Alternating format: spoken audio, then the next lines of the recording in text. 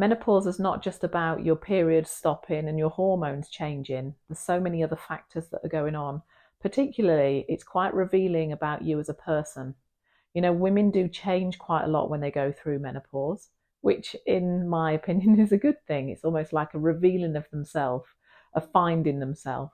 But what I will say is really important for you to look at and manage is stress, because your hormones are coming down, the sex hormones are coming down, estrogen, progesterone, testosterone are lowering, cortisol is working its way up, the stress hormone is elevating.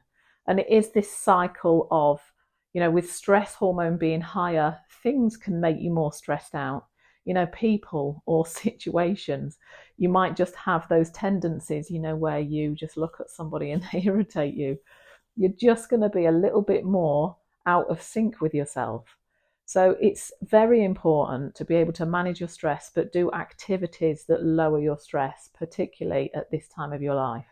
There are lots of things that you can do to lower stress, but it's important that you put something in your day every single day, whether that be breathing technique, going outside and drinking a coffee in the garden, some grounding, whether it be a bit of yoga or Pilates, walking in nature, whatever it be, something that just allows your parasympathetic nervous system to kick in. So that's the nervous system that takes you out of your fight and flight. It's like the brakes. It's like when you put the brakes on. If you think about your sympathetic nervous system as being like the accelerator, we want to find the brake by taking a pause. And actually how you can engage that consciously would be if you was just to breathe and focus on exhaling for longer than you're inhaling, that will automatically engage your parasympathetic nervous system.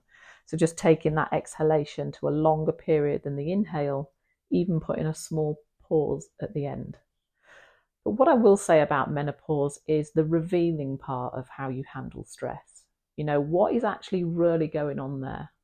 Is it because there's things that are being brought up, possibly subconsciously from your past? What is your experience of menopause when it comes to other people? For example, how was your mother or your grandmother when they went through menopause? How or what is your perceptions of it? Do you believe that this is going to be a time of your life that is challenging? Have you got beliefs, or do you think that this will mean you put weight on, or your hair thins, or you get brain fog? What is it that you're telling yourself about menopause? Because that's quite revealing in itself. If you're preparing for this time of your life and you're thinking, this is a change that's occurring in my body, but I am just going to go with it and I am going to do the best I can and cope with it as it comes.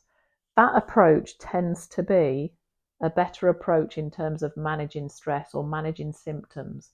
But there are so many things that you can do for yourself with every element regarding menopause, whether it be focusing on a different sleep routine or making sure that you eat better, lowering the amount of alcohol you're drinking, really being conscious of putting some movement and activity in your day, particularly strength training. I cannot stress that enough because of muscle wastage, sarcopenia, and also the risk of osteoporosis.